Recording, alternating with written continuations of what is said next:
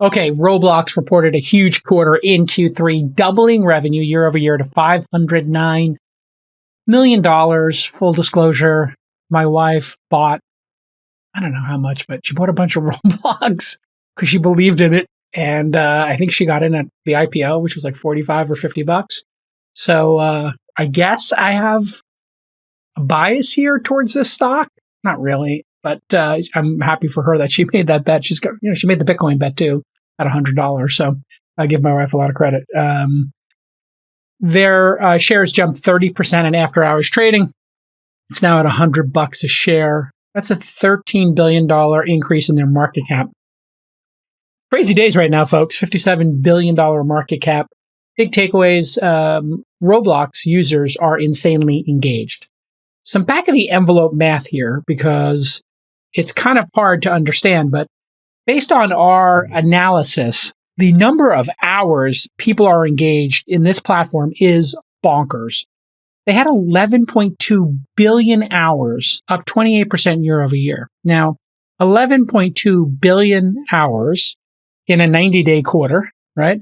And you divide that by 47 million daily active users, you get an average of 236 hours per user in Q3.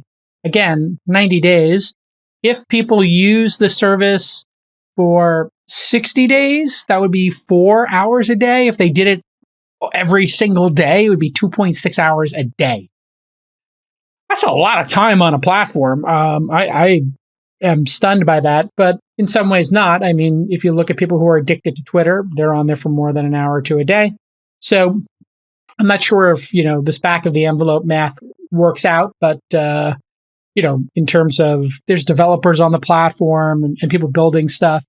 If you don't know, Roblox is a video game platform where developers can create games inside of the app. They went public via a direct listing on March 10th.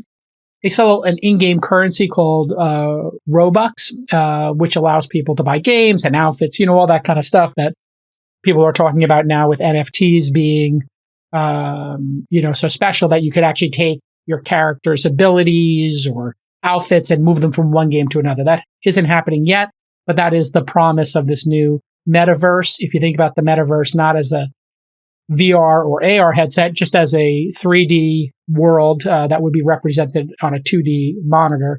They also have something called Roblox Premium, which is a monthly subscription. And creators and developers on Roblox can earn money. And they earned $130 million in Q3, which was up 52% year over year. Roblox takes 30%, just like Apple. And so this is pretty staggering in terms of the earnings for these games and these platforms. Revenue of $509 million. That's a lot of money when you think about it. And these have to be incredibly, incredibly high margin businesses.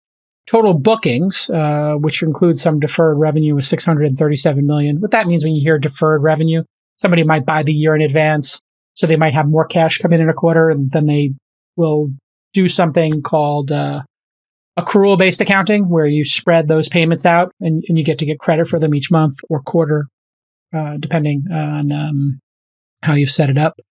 They lost $74 million. That's up 55% year over year. I'm not sure what the total cost is here for this business. They have 1,400 employees, and that's up 66% year over year. Revenue per employee for Q3 was about $355K. So I guess they have a lot of employees to run this business. You got to think they could run this business with half as many employees, and it would be printing money. They're obviously in investment mode. 80% of their employees are either engineering or product focused, according to Roblox. If you look at their DAUs, 47 million, that's up 31% year over year, just a hair above 47 million. Their average booking per daily active users is $13.49. That's down year over year.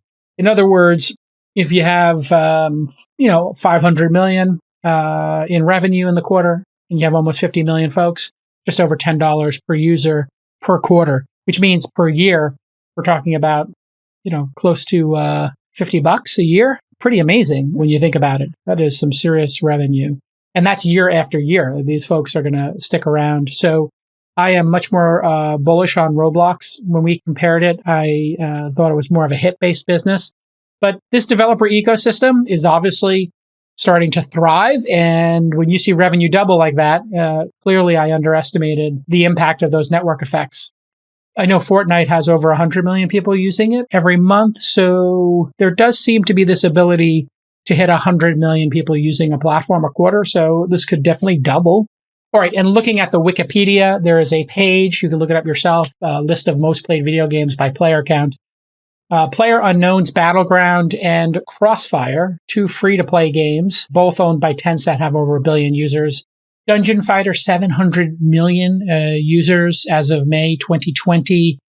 Just looking down this list, Minecraft, 600 million users as of November 2020. That's pretty amazing.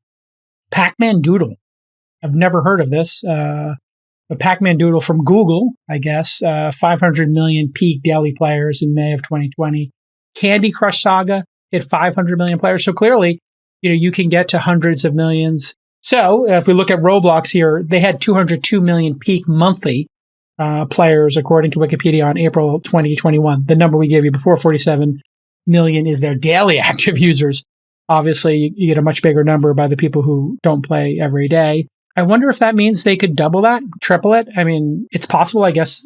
The upper limit here seems to be 1 billion. So if we gave them credit for hitting in between those two numbers, 200 and 1 billion, that would be plus 400 million. Maybe they can get to 600 million monthly, which means they could triple their revenue. So it does seem like they're on the trajectory to do something similar to that and get to Minecraft's number, which is 600 million. That to me would seem to be a pretty amazing run. And that means the stock would be triple, or the revenue would triple. And that seems plausible to me. I don't know where the natural audience limit is, or if they would have to, get more people into video games for this to go beyond that. There seems to be a natural audience for these. And another thing to consider in all of this is there could be other business model innovations that occur that generate more revenue. Obviously, they're selling in-game items. They also have a premium subscription. And if they embraced NFTs or a marketplace where people could trade their goods, that could give them a little bit of lift. And I wonder if Roblox users, when they grow up, if there's going to be other games that they would want to play. I know a lot of Roblox players came from the Minecraft ecosystem, and then once you move from one to the other, I'm not sure if you go backwards. So it'd be an interesting question if somebody could find the data on that. But congratulations to the Roblox team. It's time for another Our Crowd deal of the